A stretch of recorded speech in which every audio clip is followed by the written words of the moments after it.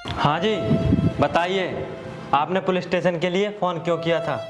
साहब जी, साहब जी, क्या हुआ? घबरा क्यों रही हो?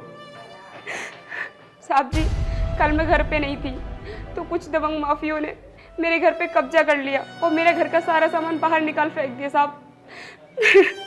अच्छा, वैसे कौन थे वो लोग? साहब, गैंगस्टर जगीरा और उसके आदमी थे। क्या? जगीरा? ठीक है, तुम चिंता मत करो, हम उस पर बहुत जल्द एक्शन लेंगे। साहब, आप अभी मेरे साथ चलिए और मेरी नज़रों के सामने उसे पकड़िए। लेकिन मैं उसको अभी अरेस्ट नहीं कर सकता, मेरे पास बहुत काम है। साहब, अगर आप मेरे साथ अभी नहीं गए तो मैं आपके सामने जान दे दूंगी। साहब, ज़रा मेरे बच्चे के बारे में तो सोचिए, हम दोनों कहाँ रहेंगे। ठीक है, मैं तुम्हारे साथ चलता हूँ, लेकिन आप रोना बंद करो। आओ, अब चलो मेरे साथ।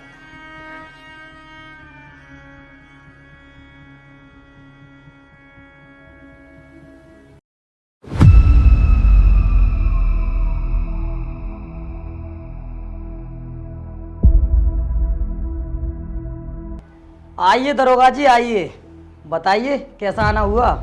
जगीरा, तुम लोगों ने इनके घर पर कब्जा क्यों कर लिया है? इनका एक छोटा सा बच्चा है, इसे लेकर कहाँ भटकेंगी ये?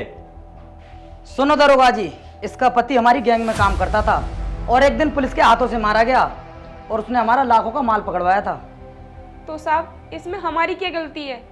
गलती तेरी नहीं, तेरे पति की है, जो उसने मेरा लाखों का नुकसान करवाया था और मैं उस नुकसान की भरपाई तेरे घर पर कब्जा करके करूंगा। ये सरासर गलत है, आप इस विधवा औरत के साथ ठीक नहीं कर रहे हो। ए दरोगा, आवाज नीचे और सर झुकाकर बात कर मुझसे। गलती हो गई जगीरा भाई, मुझे माफ़ कर दीजिए। सर, आप पुलिस वाले होते हुए भी इन गुंडों से माफ़ी क्यों मांग रहे हो? मेरे तो ये समझ में नहीं आ रहा, आप इनसे इतना डर क्यों रहे हो? इस एरिया में जितने भी पुलिस चौकी और थाने हैं ना, उन सभी में जगीरा के नाम का खौफ है। क्या ज़माना आ गया है, सब कुछ उल्टा हो रहा है। अरे खौफ तो पुलिस वालों का होना चाहिए, तुम जैसे गुंडों के अंदर। बहुत सुन ली मैंने तेरी बकवास।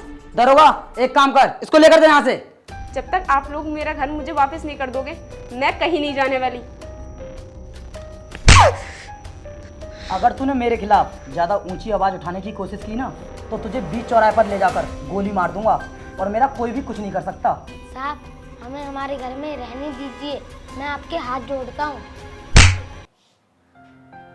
अब तुम दोनों लोग ना जल्दी से निकल जाओ यहाँ से, क्योंकि तुम्हारा यहाँ पर कुछ भी नहीं है। साहब, ऐसा मत कीजिए हमारे साथ।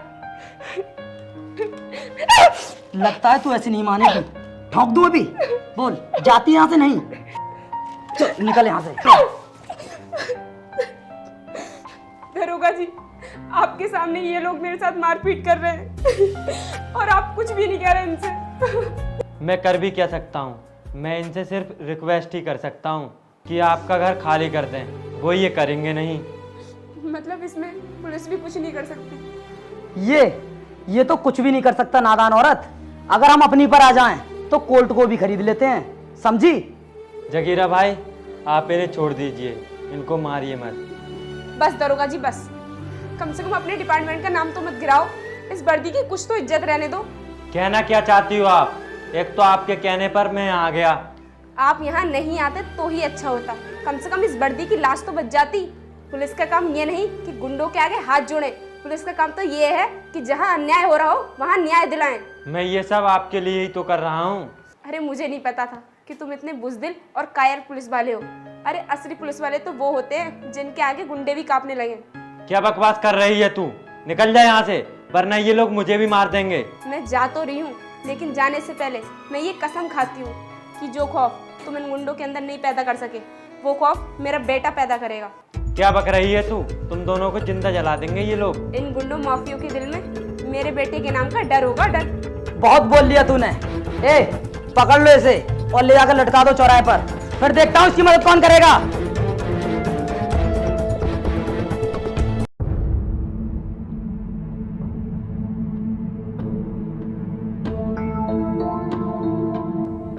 हेलो, कौन? मैं जगीरा बोल रहा हूँ। जगीरा भाई, बोलो। देख, मुझे कोई भी बहाना नहीं सुनना है। अभी के अभी ना तुझसे मुझे पूरे 10 लाख रुपए चाहिए। जगीरा भाई, पैसे तो मैं आपको दे दूंगा, लेकिन इस समय मैं घर पर नहीं हूँ।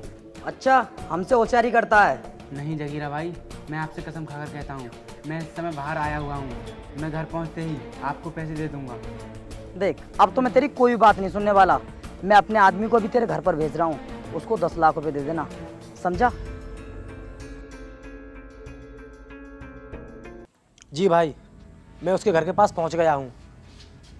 भाई, ये झूठ बोल रहा था, घर पर ही है।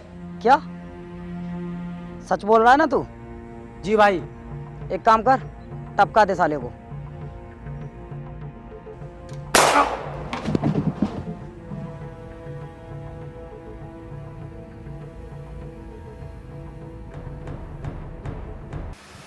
भाई, हमें उस बिल्डर से पूरे 10 लाख रुपए लाने हैं। हाँ, ले आएंगे, लेकिन सबसे पहले ये तो पता कर लो कि जिले में आईपीएस राणा तो नहीं है। भाई, अभी आईपीएस राणा कौन है? बताता हूँ अभी। वो जिस जिले में भी जाता है, उस जिले के सभी गैंगस्टर्स को एनकाउंटर में शूट कर देता है, और मैंने सुना है आजकल वो इस जिले में ही है।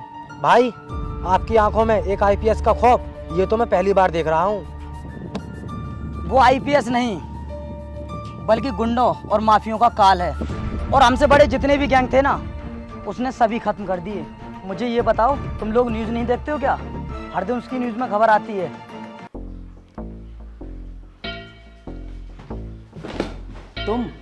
तुम यहाँ पर? जगीरा भाई का मैसेज नहीं मिला क्या तुझे? मैसेज तो मिल गया था, लेकिन मैं पैसे लेकर आने वाला ही था। अब कोई फायदा नहीं है, अब पैसे भी जाएंगे और तेरी जान भी जाएगी।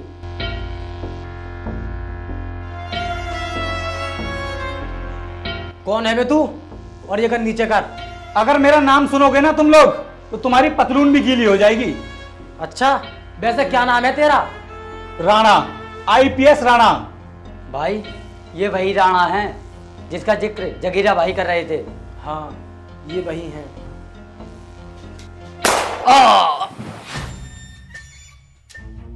सर मुझे माफ कर दो सर। मैं आगे से ऐसी गलती कभी नहीं करूंगा। ये सारे काम छोड़ दूंगा। मैं तुम जैसे गुंडे माफियाओं को कभी माफ नहीं करता हूँ, सीधा उनका एनकाउंटर करता हूँ, जैसा कि मैंने तुम्हारे दोस्त का कर दिया। सर, आपने मेरे दोस्त को मार क्यों दिया? आप हमें पकड़कर जेल में डाल देते। अगर मैं तुम्हें अरेस्ट करके जेल में डाल भी देता तो कोर्ट में तुम्हारा केस चलता, और तुम्हारा बॉस जगीरा, वो इन कामों में इतना एक्सपर्ट है, वो किसी ना किसी तरह से तुम्हें जेल से छुड़ा ही लेता। इसलिए मैं तुझे जेल में नहीं डालूंगा, सीधा तेरा भी एनकाउंटर ही करूंगा। सर प्लीज, आप मुझे मारना मत, मुझे छोड़ दो सर।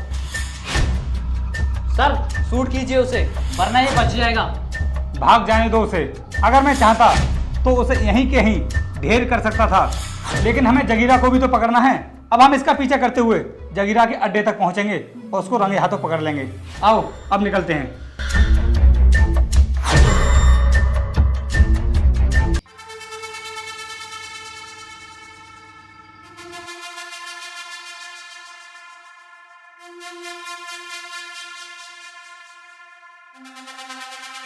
जगीरा भाई, जगीरा भाई। क्या हुआ कर्मा, इतना घबरा क्यों रहा है? मुझे तो ऐसा लग रहा है जैसे तूने मौत को अपने करीब से देख लिया हो। सही कहा भाई, मैं अपनी मौत से मिलकर ही आ रहा हूँ। क्या क्या बोला तूने? भाई, वो आईपीएस राणा, उसने हमारे एक आदमी को मार दिया है, और मुझे लगता है वो हमें ढूंढ लेगा। अरे बेवकूफ, तुझे यहाँ पर आने की क्या जरूरत थी? अगर वो तेरे पीछे यहाँ तक आ गया ना, तो आज हम दोनों का खेल खत्म कर देगा। हाँ भाई, ये तो मैंने सोचा ही नहीं, गलती होगी मुझसे। देख, मुझे तो उसके नाम से भी डर लगता है। एक काम करते हैं, हम निकलते हैं यहाँ से, वरना मारे जाएंगे। चल।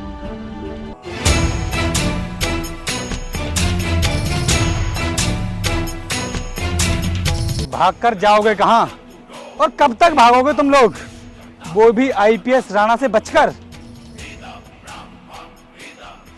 मुझे जिस बात का डर था वही हुआ। जगीरा, तू मुझे देखकर इतना घबरा क्यों रहा है? नहीं नहीं, हम किसी से नहीं डरते। तेरे माथे का पसीना और तेरी कांपती हुई आवाज को देखकर साफ पता चल रहा है कि तू अंदर से कितना डरा हुआ है।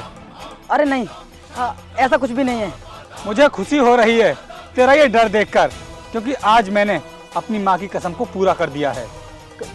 कौन सी कसम? याद कर, आज से कुछ साल पहले एक विधवा औरत ने तेरे सामने कसम खाई थी। मैं जा तो रही हूँ, लेकिन जाने से पहले मैं ये कसम खाती हूँ कि जो खौफ तुम इन गुंडों के अंदर नहीं पैदा कर सके, वो खौफ मेरा बेटा पैदा करेगा। हाँ, याद आया, तो तुम उस विधवा के बेटे हो? वैसे याददाश्त तो बहुत अच्छी है तेरी, जो तूने सब कुछ इतनी जल्दी याद कर लिया। और आज मैं उस खौफ को तेरे दिल में ही नहीं, तेरी नस नस में देख रहा हूँ। सर, आपके साथ और आपकी माँ के साथ मैंने जो भी किया उसके लिए मैं बहुत शर्मिंदा हूँ। हमें माफ़ कर दीजिए और मैं वादा करता हूँ आपसे, आज के बाद काले धंधे बिल्कुल भी नहीं करूँगा, सब कुछ बंद कर दूँगा। आईपीएस राणा की अदालत में माफियाओं को माफी नहीं, डायरेक्ट मौत मिलती है। इंस्पेक्टर, बॉडी को पोस्टमार्टम के लिए भेज दो।